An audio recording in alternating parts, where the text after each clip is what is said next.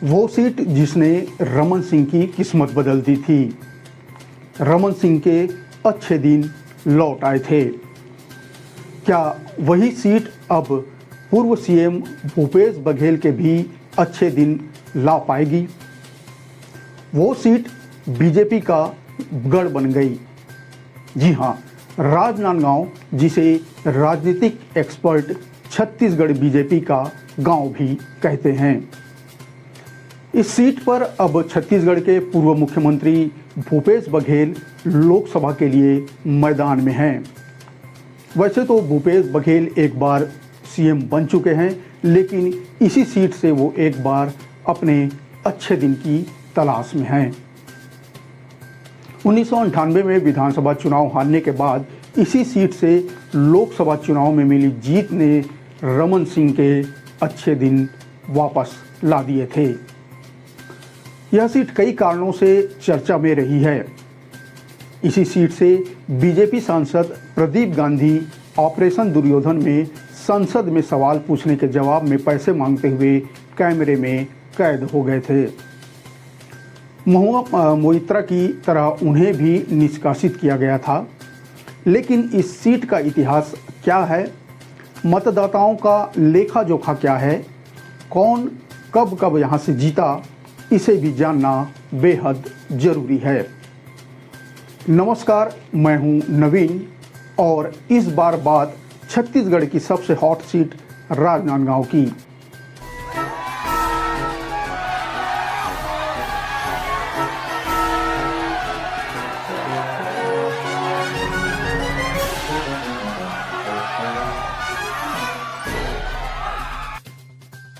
छत्तीसगढ़ की कुल 11 लोकसभा सीटों में से एक सीट राजनांदगांव सबसे हॉट सीटों में से एक है। राजनांदगांव लोकसभा सीट साल 1957 में अस्तित्व में आई। यहां पहली बार हुए चुनाव में कांग्रेस प्रत्याशी खैरागढ़ रियासत के राजा वीरेंद्र बहादुर सिंह सांसद चुने गए। इस सीट पर साल 1957 से अब तक हुए 17 चुनावों में 9 बार कांग्रेस तो 8 बार जनता पार्टी और भाजपा ने जीत दर्ज की है। मामला लगभग 50-50 का ही है। यहां राज परिवार से दूर जाने के बाद 1999 के बाद कांग्रेस की वापसी नहीं हो पाई। इस बार बीजेपी ने संतोष पांडे को, कांग्रेस ने पूर्व सीएम भूपेश बघेल को मैदान में उतारा है। भूपेश बघेल के चुनाव लड़ने से राजनांदगांव की सीट की हॉट सीट हो गई है।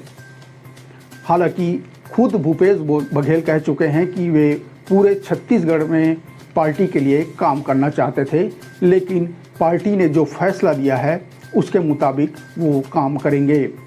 यानी कहीं न कहीं वे भी इस समय केंद्र की राजनीति में नहीं जाना चाहते थे, लेकिन पार्टी ने उन्हें दिल्ली बुलाने का फैसला या बोले तो मन बना लिया है। 1957 और 1962 में हुए 2 चुनाव में खैरागढ़ राज परिवार के राजा वीरेंद्र बहादुर सिंह ने कांग्रेस के टिकट पर जीत हासिल की थी। 1967 में कांग्रेस राज परिवार से ही पद्मावती देवी को टिकट दिया गया, जिन्हें भी यहाँ के मतदाताओं ने चुनकर दिल्ली यानी लोकसभा भेजा। बात करें 1971 के चुनाव में तो इंदिरा गांधी ने पद्मावती देवी की जगह मुंबई के बिजनेसमैन राम साहेब पांडे को यहां से मैदान में उतारा और उन्हें टिकट दिया। वहीं दूसरी तरफ टिकट नहीं मिलने से खफा पद्मावती देवी ने एनसीओ पार्टी के टिकट पर यहां से चुनाव लड़ा, लेकिन इंदिरा लहर के सामने वो टिक नहीं पाई और धराशायी हो गई। 1971 में चुनाव जीतने वाले राम साहेब पांडे को आपातकाल विरोधी लहर में पटकनी मिली। उन्हें जनता पार्टी के मदन तिवारी ने शिकस्त दी। 1980 और 1984 में एक बार फिर कांग्रेस ने राज परिवार पर भरोसा जताते हुए शिवेंद्र बहादुर सिंह को उम्मीदवार बनाया। दोनों ही चुनाव में मतदाताओं ने राज परिवार पर फिर भरोसा जताया। 1989 में शिवेंद्र बहादुर सिंह जीत की हैट्रिक से चूक गए। उन्हें बीजेपी के धर्मपाल सिंह गुप्ता ने पराजित किया। बात करें 1991 चुनाव की, तो कांग्रेस ने एक बार फिर शिवेंद्र बहादुर सिंह पर ही भरोसा जताया और मतदाताओं ने उन्हें 2 साल के इंतजार के बाद यानी गैप के बाद फिर लोकसभा भेज दिया। 1996 लोकसभा चुनाव में शिवेंद्र सिंह ने 5वीं बार यहां से चुनाव लड़ा। वाजपेयी लहर में मतदाताओं ने राज परिवार के बजाय बीजेपी के अशोक वर्मा पर अपनी मुहर लगा दी। अगले 2 मध्यावधि चुनाव बेहद दिलचस्प रहे। पहले 1998 में कांग्रेस 2 बार के मुख्यमंत्री मोतीलाल वोरा पर दांव लगाया। सीनियर कांग्रेस लीडर ने इस चुनाव में बीजेपी के तत्कालीन सांसद अशोक वर्मा को 52,000 से ज़्यादा वोट के अंतर से पराजित कर दिया। 13 महीने की वाजपेयी सरकार गिरने के बाद 1999 में एक बार फिर चुनाव हुआ। ये चुनाव रमन सिंह के लिए लाइफ चेंजिंग मोमेंट बन गया। कुछ महीने पहले ही जो विधानसभा चुनाव हारने वाले रमन सिंह को पार्टी ने अपना उम्मीदवार बनाया। रमन सिंह के सामने कांग्रेस के कद्दावर नेता मोतीलाल वोरा थे, जिन्हें 26,000 से ज़्यादा वोटों से हराकर न केवल रमन सिंह लोकसभा पहुंचे बल्कि वाजपेयी सरकार में मंत्री भी बने। इसके बाद यह सीट कांग्रेस के हाथ से फिसल गई। 2007 में हुए लोकसभा उपचुनाव को छोड़कर हर चुनाव में यहां बीजेपी ने जीत हासिल की। बात करें 2004 में, तो इंडिया साइनिंग भले ही नहीं चल पाया हो और देश में कांग्रेस की सरकार भले ही बनी हो, लेकिन राजनांदगांव में साइनिंग बीजेपी की ही रही। यानी बीजेपी के प्रदीप गांधी इस सीट से चुने गए। साल भर बाद ही प्रदीप गांधी कोबरा पोस्ट के स्टिंग में संसद में सवाल पूछने के मामले में रिश्वत लेते हुए कैमरे में कैद हो गए। इसके बाद प्रदीप गांधी सहित 11 सांसदों को निष्कासित किया गया, जिसमें बीजेपी के 6 सांसद भी थे। 2007 में हुए उपचुनाव में कांग्रेस ने एक बार फिर राज परिवार के देवराज सिंह पर दांव लगाया। बता दें कि राज परिवार से चुने गए वे 7वें सांसद थे। उन्होंने इस चुनाव में बीजेपी के लीलाराम भोजवानी को हराया था। 2009 में देश में एक बार फिर मनमोहन सिंह की सरकार बनी, लेकिन राजनांदगांव में फिर कमल खिल गया। इस बार बीजेपी के मधुसूदन यादव ने उस समय के मौजूदा सांसद यानी कांग्रेस के देवराज सिंह को करारी शिकस्त दी। उनकी जीत का अंतर करीब 1,20,000 वोट था। बीजेपी में मोदी लहर में भी साल 2014 और 2019 में उम्मीदवार बदलने का सिलसिला जारी रहा। 2014 में तत्कालीन सांसद मधुसूदन यादव का टिकट काटकर रमन सिंह के बेटे यानी अभिषेक सिंह को और 2019 में अभिषेक सिंह का टिकट काटकर संतोष पांडे को राजनांदगांव से उम्मीदवार बनाया गया। अभिषेक सिंह 2014 में कांग्रेस के कमलेश्वर वर्मा को 2,35,000 से ज़्यादा वोटों से हराया था, जबकि लोकसभा चुनाव 2019 में संतोष पांडे ने कांग्रेस के भोलाराम साहू को 1,11,000 वोट से करारी शिकस्त दी थी। राजनांदगांव लोकसभा क्षेत्र में अगर देखा जाए तो विधानसभा सीटों के हिसाब से कांग्रेस के लिए ये मजबूत सीट है।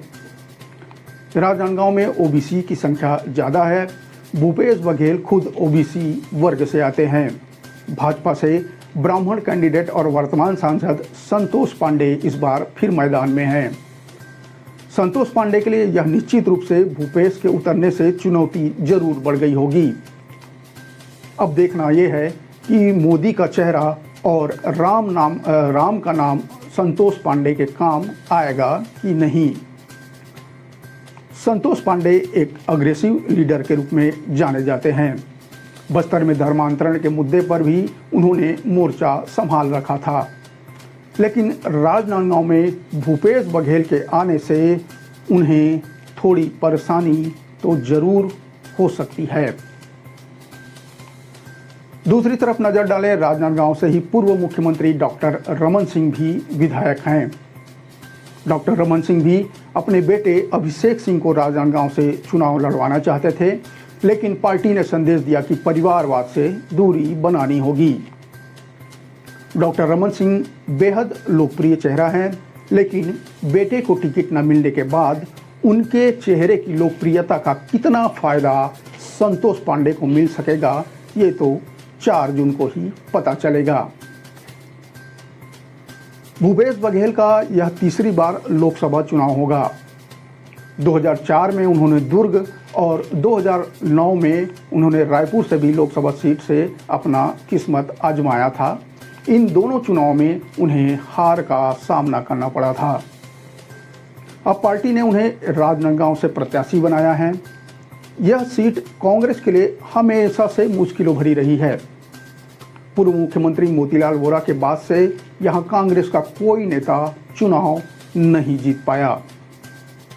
भूपेश बघेल दुर्ग जिले की पाटन सीट से वर्तमान में विधायक हैं।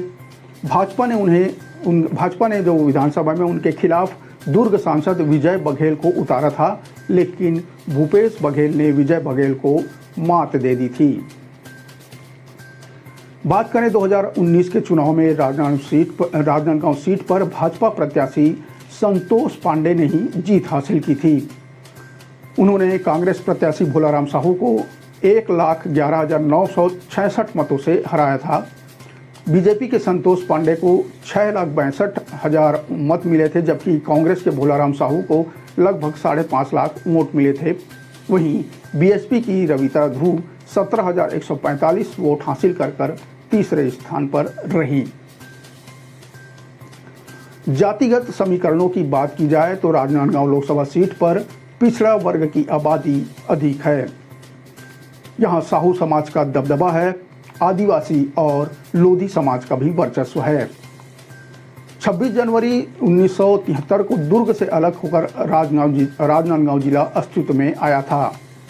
तब इसमें कवर्धा भी शामिल था, जो अब अलग जिला बन चुका है। राजनांदगांव लोकसभा के अंतर्गत विधानसभा की कुल 8 सीटें आती हैं। इसमें खैरागढ़, डोंगरगढ़, राजनांदगांव, खुज्जी, मोहला मानपुर, कवर्धा और पंडरिया शामिल हैं। खैरागढ़ राज परिवार के दम पर कांग्रेस का कभी यहां दबदबा रहा था। यहां से सांसद रही पद्मावती देवी ने अपने एक महल को संगीत विश्वविद्यालय के लिए दान दे दिया था। इसी महल में खैरागढ़ संगीत विश्वविद्यालय की स्थापना हुई है, जिसे एशिया की पहली संगीत विश्वविद्यालय माना जाता है। यह महल उनकी दिवंगत बेटी इंदिरा के नाम पर था। इंदिरा नाम की वजह से कुछ लोग इसे पूर्व प्रधानमंत्री इंदिरा गांधी से भी जोड़ते हैं, जबकि इस महल से उनका कोई सरोकार, कोई लेना देना नहीं था। कांग्रेस ने 9 बार और बीजेपी या जनता पार्टी 8 बार इस सीट पर जीत हासिल कर चुकी है। 1996 के बाद से अधिकांश चुनाव में बीजेपी को जीत मिलती रही है। खास बात यह है कि बीजेपी ने 1998 के बाद हर बार मौजूदा सांसद का टिकट काट दिया और किसी नए को यहां से मौका दिया। इस तरह एक भी बार उम्मीदवार रिपीट नहीं किया गया और हर बार एक नया उम्मीदवार यहां से जीतकर लोकसभा पहुंचा भी। इस लोकसभा सीट के तहत राजनांदगांव और कवर्धा 2 जिलों की 8 विधानसभा सीटें आती हैं। जो 2023 विधानसभा चुनाव में कांग्रेस ने राजनांदगांव जिले की 6 विधानसभा सीट में से 5 पर जीत हासिल की है, जबकि कवर्धा की दोनों सीटों पर बीजेपी ने कब्जा जमाया। राजनांदगांव जिले में बीजेपी के लिए एकमात्र सीट रमन सिंह ने जीती। करीब 18 लाख मतदाताओं वाले इस सीट पर सबसे ज़्यादा 4 लाख साहू समाज के वोटर हैं। इसके अलावा कुर्मी, यादव या अन्य मिलाकर करीब 10 लाख ओबीसी मतदाता राजनांदगांव लोकसभा क्षेत्र में हैं। हालांकि यहां के मतदाताओं ने कभी भी जातिगत आधार पर वोटिंग नहीं की है।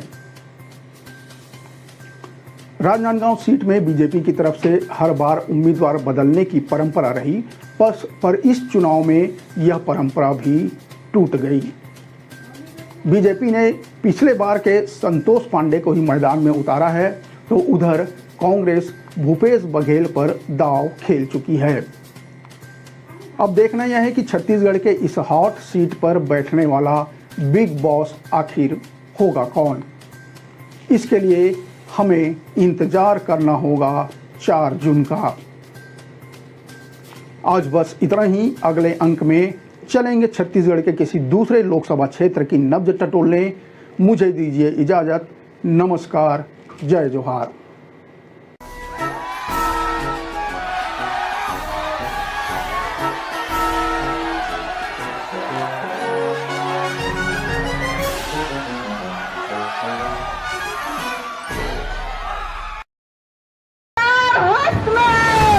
खबर के उस सबको पहलू जेखर से तय उठे आप मन के दिन हमारे छत्तीसगढ़ के तीज त्योहार है, चाहे हरेली हो तीजा। प्रदेश के हर वो खबर जेखर से जुड़े है आप मन के भावना।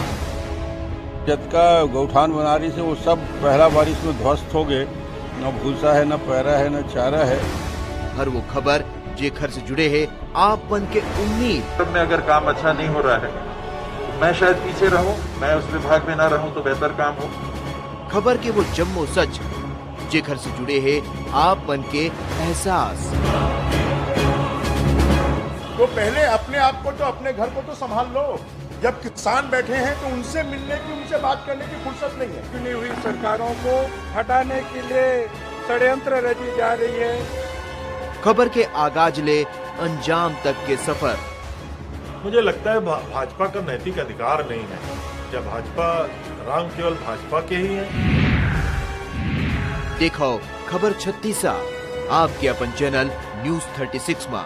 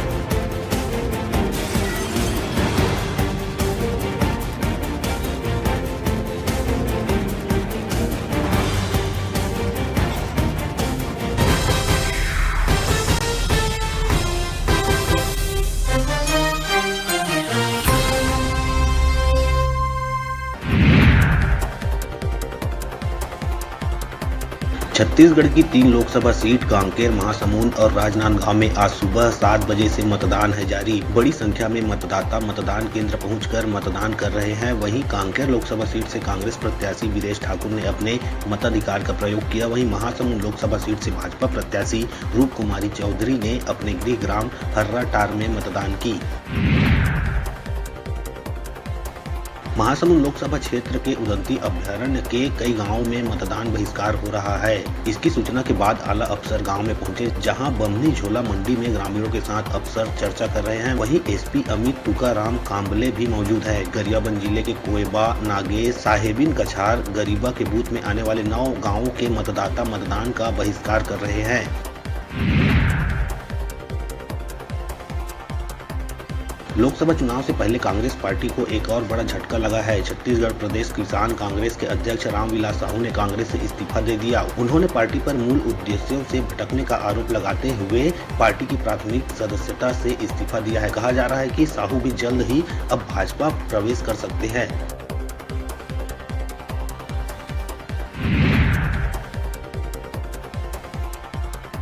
राजधानी रायपुर में देवती कर्मा के सिविल लाइन बंगले में प्रधान आरक्षक की गोली लगने से मौत हो गई। वहीं वीआईपी सुरक्षा कंपनी का एपीसी घायल हो गया है। पुलिस बैरक में अपने हथियारों की सफाई कर रहे एपीसी के हथेली को पार कर प्रधान आरक्षक अजय सिंह के सीने में लगी और मौत हो गई। वहीं घायल एपीसी राम कुमार दोहरे का इलाज जारी है।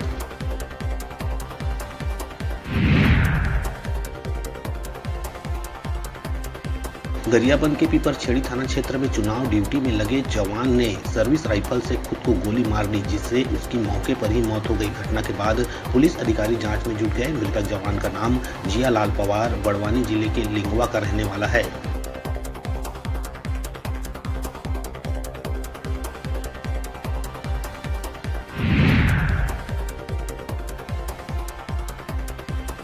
बीजापुर जिले के गंगालूर थाना क्षेत्र में नक्सलियों के खिलाफ सर्च ऑपरेशन पर निकले जवानों ने 7 नक्सलियों को गिरफ्तार किया है।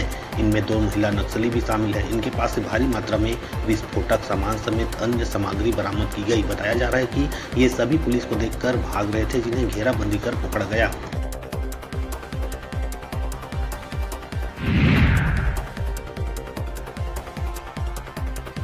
कोरबा बिजली विभाग में काम करने वाले ठेका कर्मचारियों को वेतन नहीं दिया जा रहा है। इसके चलते कर्मचारियों को कई प्रकार की समस्याओं का सामना करना पड़ रहा है। कर्मचारियों ने आर्थिक मसले का समाधान करने के लिए एक बार फिर वितरण कंपनी के अधीक्षण अभियंता को ज्ञापन सौंपा है।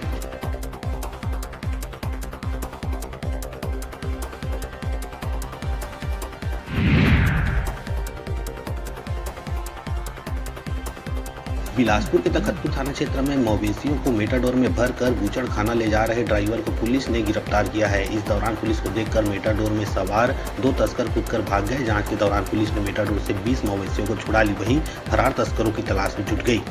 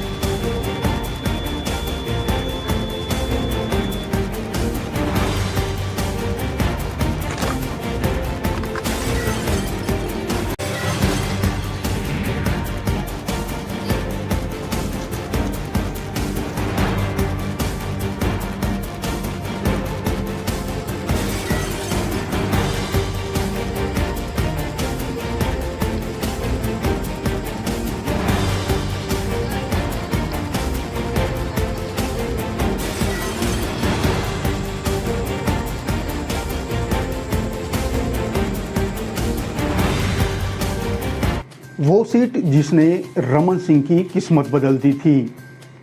रमन सिंह के अच्छे दिन लौट आए थे। क्या वही सीट अब पूर्व सीएम भूपेश बघेल के भी अच्छे दिन ला पाएगी?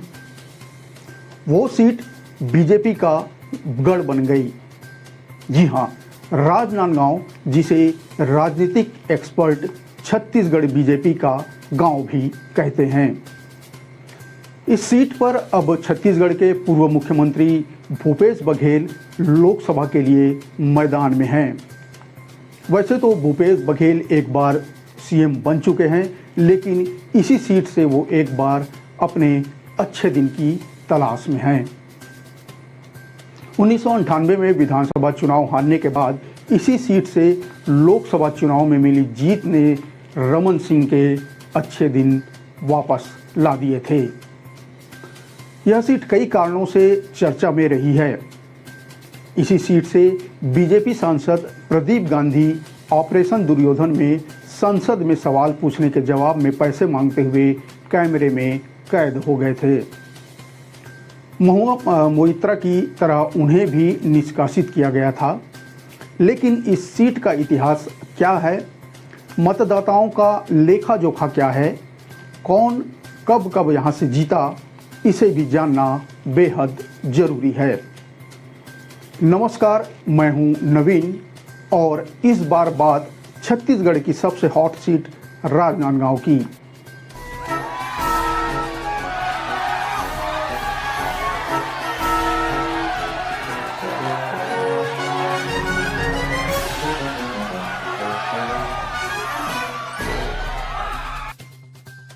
छत्तीसगढ़ की कुल 11 लोकसभा सीटों में से एक सीट राजनांदगांव सबसे हॉट सीटों में से एक है। राजनांदगांव लोकसभा सीट साल 1957 में अस्तित्व में आई। यहां पहली बार हुए चुनाव में कांग्रेस प्रत्याशी खैरागढ़ रियासत के राजा वीरेंद्र बहादुर सिंह सांसद चुने गए। इस सीट पर साल 1957 से अब तक हुए 17 चुनावों में 9 बार कांग्रेस तो 8 बार जनता पार्टी और भाजपा ने जीत दर्ज की है। मामला लगभग 50-50 का ही है। यहां राज परिवार से दूर जाने के बाद 1999 के बाद कांग्रेस की वापसी नहीं हो पाई। इस बार बीजेपी ने संतोष पांडे को, कांग्रेस ने पूर्व सीएम भूपेश बघेल को मैदान में उतारा है।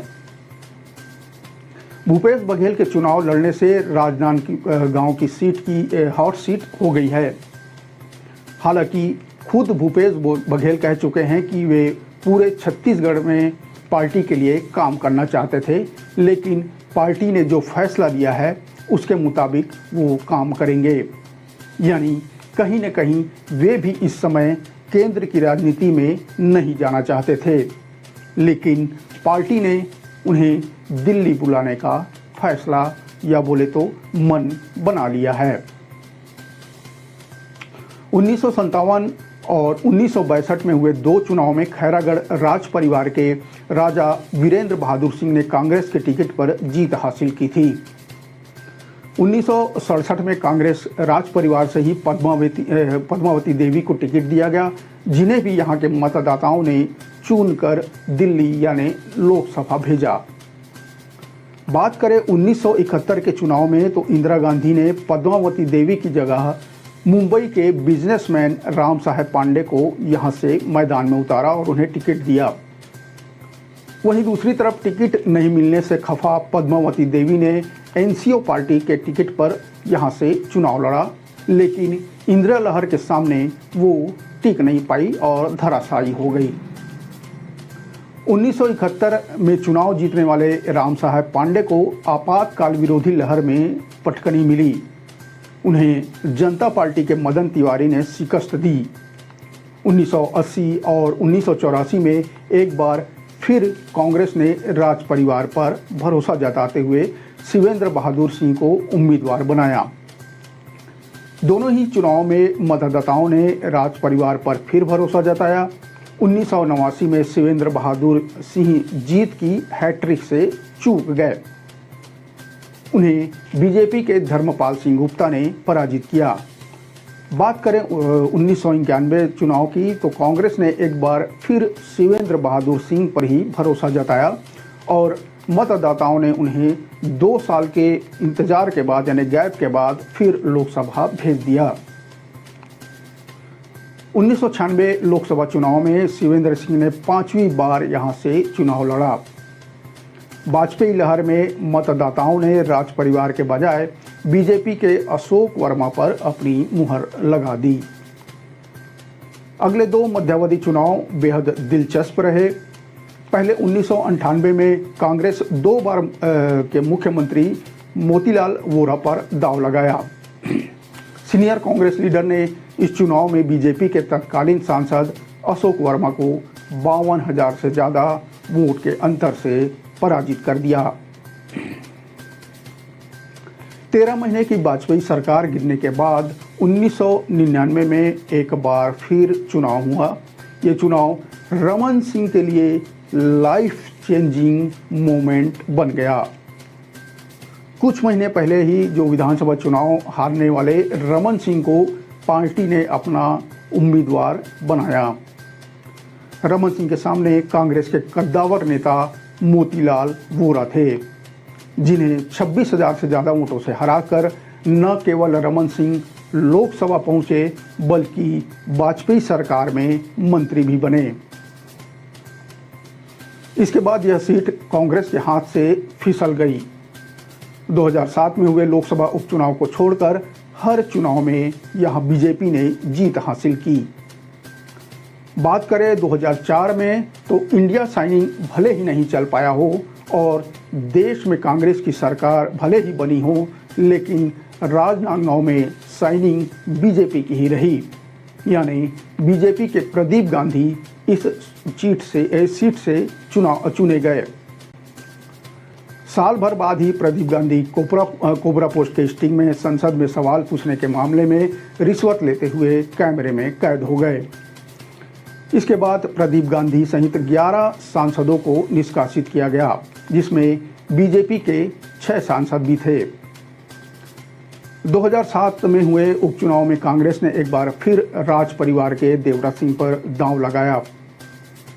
बता दें कि राज परिवार से चुने गए वे 7वें सांसद थे। उन्होंने इस चुनाव में बीजेपी के लीलाराम भोजवानी को हराया था। 2009 में देश में एक बार फिर मनमोहन सिंह की सरकार बनी, लेकिन राजनांदगांव में फिर कमल खिल गया। इस बार बीजेपी के मधुसूदन यादव ने उस समय के मौजूदा सांसद यानी कांग्रेस के देवराज सिंह को करारी शिकस्त दी। उनकी जीत का अंतर करीब 1,20,000 वोट था। बीजेपी में मोदी लहर में भी साल 2014 और 2019 में उम्मीदवार बदलने का सिलसिला जारी रहा। 2014 में तत्कालीन सांसद मधुसूदन यादव का टिकट काटकर रमन सिंह के बेटे यानी अभिषेक सिंह को और 2019 में अभिषेक सिंह का टिकट काटकर संतोष पांडे को राजनांदगांव से उम्मीदवार बनाया गया। अभिषेक सिंह 2014 में कांग्रेस के कमलेश्वर वर्मा को 2,35,000 से ज़्यादा वोटों से हराया था, जबकि लोकसभा चुनाव 2019 में संतोष पांडे ने कांग्रेस के भोलाराम साहू को 1,11,000 वोट से करारी शिकस्त दी थी। राजनांदगांव लोकसभा क्षेत्र में अगर देखा जाए तो विधानसभा सीटों के हिसाब से कांग्रेस के लिए ये मजबूत सीट है। राजनांदगांव में ओबीसी की संख्या ज़्यादा है। भूपेश बघेल खुद ओबीसी वर्ग से आते हैं। भाजपा से ब्राह्मण कैंडिडेट और वर्तमान सांसद संतोष पांडे इस बार फिर मैदान में हैं। संतोष पांडे के लिए यह निश्चित रूप से भूपेश के उतरने से चुनौती जरूर बढ़ गई होगी। अब देखना यह है कि मोदी का चेहरा और राम का नाम संतोष पांडे के काम आएगा कि नहीं। संतोष पांडे एक अग्रेसिव लीडर के रूप में जाने जाते हैं। बस्तर में धर्मांतरण के मुद्दे पर भी उन्होंने मोर्चा संभाल रखा था, लेकिन राजनांदगांव में भूपेश बघेल के आने से उन्हें थोड़ी परेशानी तो जरूर हो सकती है। दूसरी तरफ नजर डालें, राजनांदगांव से ही पूर्व मुख्यमंत्री डॉक्टर रमन सिंह भी विधायक हैं। डॉक्टर रमन सिंह भी अपने बेटे अभिषेक सिंह को राजनांदगांव से चुनाव लड़वाना चाहते थे, लेकिन पार्टी ने संदेश दिया कि परिवारवाद से दूरी बनानी होगी। डॉक्टर रमन सिंह बेहद लोकप्रिय चेहरा हैं, लेकिन बेटे को टिकट न मिलने के बाद उनके चेहरे की लोकप्रियता का कितना फायदा संतोष पांडे को मिल सकेगा, ये तो 4 जून को ही पता चलेगा। भूपेश बघेल का यह तीसरी बार लोकसभा चुनाव होगा। 2004 में उन्होंने दुर्ग और 2009 में उन्होंने रायपुर से भी लोकसभा सीट से अपना किस्मत आजमाया था। इन दोनों चुनाव में उन्हें हार का सामना करना पड़ा था। अब पार्टी ने उन्हें राजनांदगांव से प्रत्याशी बनाया है। यह सीट कांग्रेस के लिए हमेशा से मुश्किलों भरी रही है। पूर्व मुख्यमंत्री मोतीलाल वोरा के बाद से यहां कांग्रेस का कोई नेता चुनाव नहीं जीत पाया। भूपेश बघेल दुर्ग जिले की पाटन सीट से वर्तमान में विधायक हैं। भाजपा ने जो विधानसभा में उनके खिलाफ दुर्ग सांसद विजय बघेल को उतारा था, लेकिन भूपेश बघेल ने विजय बघेल को मात दे दी थी। बात करें 2019 के चुनाव में राजनांदगांव सीट पर भाजपा प्रत्याशी संतोष पांडे ने ही जीत हासिल की थी। उन्होंने कांग्रेस प्रत्याशी भोलाराम साहू को 1,11,966 मतों से हराया था। बीजेपी के संतोष पांडे को 6,62,000 मत मिले थे, जबकि कांग्रेस के भोलाराम साहू को लगभग 5.5 लाख वोट मिले थे। वहीं बीएसपी की रविता ध्रुव 17,145 वोट हासिल कर तीसरे स्थान पर रही। जातिगत समीकरणों की बात की जाए तो राजनांदगांव लोकसभा सीट पर पिछड़ा वर्ग की आबादी अधिक है। यहां साहू समाज का दबदबा है, आदिवासी और लोधी समाज का भी वर्चस्व है। 26 जनवरी 1973 को दुर्ग से अलग होकर राजनांदगांव जिला अस्तित्व में आया था। तब इसमें कवर्धा भी शामिल था, जो अब अलग जिला बन चुका है। राजनांदगांव लोकसभा के अंतर्गत विधानसभा की कुल 8 सीटें आती हैं। इसमें खैरागढ़, डोंगरगढ़, राजनांदगांव, खुज्जी, मोहला मानपुर, कवर्धा और पंडरिया शामिल हैं। खैरागढ़ राज परिवार के दम पर कांग्रेस का कभी यहां दबदबा रहा था। यहां से सांसद रही पद्मावती देवी ने अपने एक महल को संगीत विश्वविद्यालय के लिए दान दे दिया था। इसी महल में खैरागढ़ संगीत विश्वविद्यालय की स्थापना हुई है, जिसे एशिया की पहली संगीत विश्वविद्यालय माना जाता है। यह महल उनकी दिवंगत बेटी इंदिरा के नाम पर था। इंदिरा नाम की वजह से कुछ लोग इसे पूर्व प्रधानमंत्री इंदिरा गांधी से भी जोड़ते हैं, जबकि इस महल से उनका कोई सरोकार, कोई लेना देना नहीं था। कांग्रेस ने 9 बार और बीजेपी या जनता पार्टी 8 बार इस सीट पर जीत हासिल कर चुकी है। 1996 के बाद से अधिकांश चुनाव में बीजेपी को जीत मिलती रही है। खास बात यह है कि बीजेपी ने 1998 के बाद हर बार मौजूदा सांसद का टिकट काट दिया और किसी नए को यहां से मौका दिया। इस तरह एक भी बार उम्मीदवार रिपीट नहीं किया गया और हर बार एक नया उम्मीदवार यहां से जीतकर लोकसभा पहुंचा भी। इस लोकसभा सीट के तहत राजनांदगांव और कवर्धा 2 जिलों की 8 विधानसभा सीटें आती हैं। जो 2023 विधानसभा चुनाव में कांग्रेस ने राजनांदगांव जिले की 6 विधानसभा सीट में से 5 पर जीत हासिल की है, जबकि कवर्धा की दोनों सीटों पर बीजेपी ने कब्जा जमाया। राजनांदगांव जिले में बीजेपी के लिए एकमात्र सीट रमन सिंह ने जीती। करीब 18 लाख मतदाताओं वाले इस सीट पर सबसे ज़्यादा 4 लाख साहू समाज के वोटर हैं। इसके अलावा कुर्मी, यादव या अन्य मिलाकर करीब 10 लाख ओबीसी मतदाता राजनांदगांव लोकसभा क्षेत्र में हैं। हालांकि यहां के मतदाताओं ने कभी भी जातिगत आधार पर वोटिंग नहीं की है। राजनांदगांव सीट में बीजेपी की तरफ से हर बार उम्मीदवार बदलने की परंपरा रही, पर इस चुनाव में यह परंपरा भी टूट गई। बीजेपी ने पिछले बार के संतोष पांडे को ही मैदान में उतारा है, तो उधर कांग्रेस भूपेश बघेल पर दांव खेल चुकी है। अब देखना यह है कि छत्तीसगढ़ के इस हॉट सीट पर बैठने वाला बिग बॉस आखिर होगा कौन।